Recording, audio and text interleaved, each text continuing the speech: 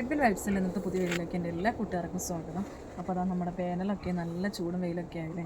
അപ്പോൾ ഇനി നമ്മുടെ ഏലമൊക്കെ ഒന്ന് വേണ്ട, ഈ ഇലയൊക്കെ ഇങ്ങനെ നിൽക്കണേ, കണ്ടുണങ്ങി നിൽക്കണേ, എല്ലാം ഒന്ന് കട്ട് ചെയ്ത് ഒന്ന് നന്നായിട്ട് ഏലം ഒന്ന് ഒരുക്കണം. കാരണം എന്ന് വെച്ചാൽ നന്നായിട്ട് നനച്ചു കൊടുക്കേണ്ടതൊക്കെ വരും.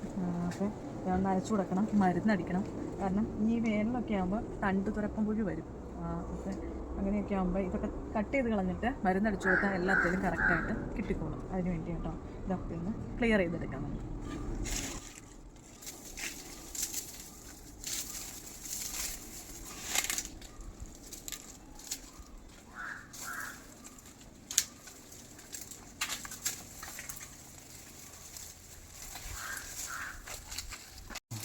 ഈ കട്ട് ചെയ്തെടുക്കണ ഈ ചവറൊക്കെ ഇതിൻ്റെ ചോട്ടിലേക്ക് തന്നെ ഇട്ടാൽ വെള്ളം ഒഴിക്കുമ്പോൾ അങ്ങ് തണുപ്പ് കിട്ടിക്കോളൂ കേട്ടോ. പെട്ടെന്ന് ഞാൻ ഡ്രൈ ആയി പോവില്ല.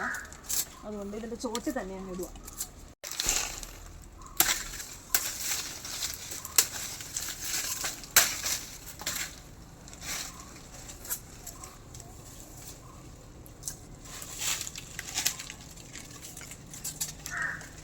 വീഡിയോ കാണുമ്പോൾ ഇഷ്ടമായി ഒന്ന് ലൈക്ക് ചെയ്യുക, അതുപോലെ നിങ്ങളുടെ അഭിപ്രായം ഒന്ന് കമൻസ് ഇടാനും മറക്കല്ലേ.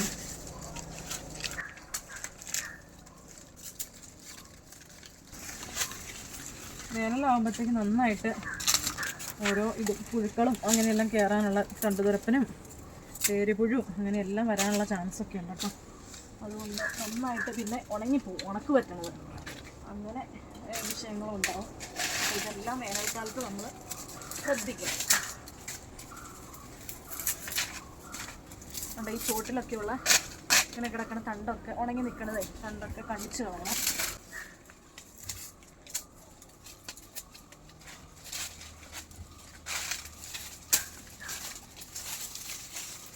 വേനലാവുമ്പോൾ ഏലത്തിന് പ്രത്യേകം ശ്രദ്ധിക്കേണ്ട ആ വെള്ളത്തിൻ്റെ കാര്യം. പെട്ടെന്ന് നനച്ചില്ലെങ്കിൽ പെട്ടെന്ന് ഉണങ്ങിപ്പോണ ഒരു സംഗതി കേട്ടോ ഏലം. അപ്പം നമ്മൾ മാക്സിമം പുതയിടുക, നനയ്ക്കുമ്പോൾ പുതയിടുക.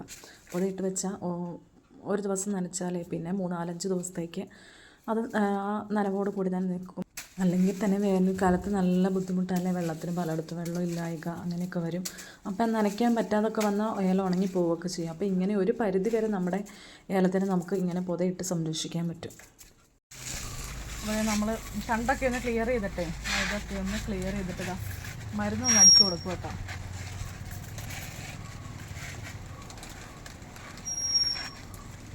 ഈ കാണുന്നൊക്കെ ഏലാട്ടോ. അപ്പോൾ ഇതിൻ്റെ ചപ്പൊക്കെ ഇങ്ങനെ കൂട്ടിയിട്ടിട്ട് വെള്ളം ഒഴിക്കാൻ വേണ്ടി ചപ്പ് രണ്ട് വെള്ളം ഒഴിച്ചിട്ട് കാര്യമില്ല.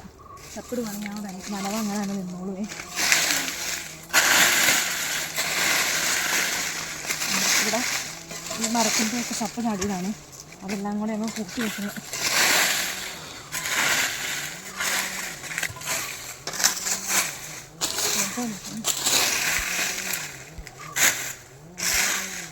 അപ്പോൾ എല്ലാത്തിൻ്റെ ഇത്രയും ഏരിയയുടെ മൊത്തം പ്ലാവിൻ്റെയും മാവിൻ്റെയും എല്ലാത്തിൻ്റെ ചപ്പ് ചാടിയിട്ടുണ്ട്. അതെല്ലാത്തിൻ്റെ ചോട്ടിൽ കൂടെ ഒന്ന് കൂട്ടിയിട്ടുണ്ട് കേട്ടോ. ഇനി നനയ്ക്കണം. ഇച്ചിരി വെള്ളം കൂടി ഒഴിച്ച് അങ്ങ് തണുപ്പ് നിന്നോളൂ, അല്ലെങ്കിൽ പെട്ടെന്ന് ഉണങ്ങി പോകും കേട്ടോ. ഇത്രയും ദിവസം ഞാനേ ചപ്പ് കൂട്ടാണ്ട് ചുമ്മാ വെള്ളം ഒഴിക്കുക ചെയ്തത്. പക്ഷേ അത് വൈകുന്നേരം രാവിലെയൊക്കെ ഒഴിച്ചാൽ വൈകുന്നേരം കഴിയുമ്പോഴത്തേക്കും ഡ്രൈ ആയിട്ടിരിക്കും കേട്ടോ. പക്ഷെ ഇങ്ങനെ അങ്ങ് കൂട്ടി വയ്ക്കുവാണെങ്കിൽ പിന്നെ അത് ഡ്രൈ ആവില്ല. 2 ദിവസത്തേക്ക് അങ്ങനെ തന്നെ നനവ് നിന്നോളും.